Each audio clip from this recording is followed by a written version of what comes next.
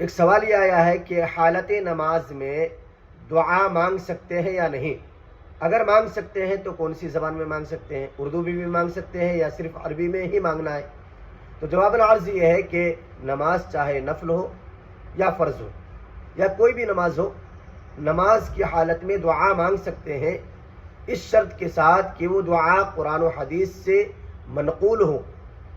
قرآن و حدیث سے منقول شدہ دعا ہی آپ نماز کی حالت میں مانگ سکتے ہیں، اور وہ عربی دعا ہو، اور اس میں ایسی باتیں نہ ہوں جو غیر اللہ سے متوقع ہو، مثلا یا اللہ کھانا دے دے، کپڑا دے دے، فلاں سے نکاح کر دے، ایسے جملے اس میں نہ ہو تو آپ نماز کی حالت میں دعا مانگ سکتے ہیں۔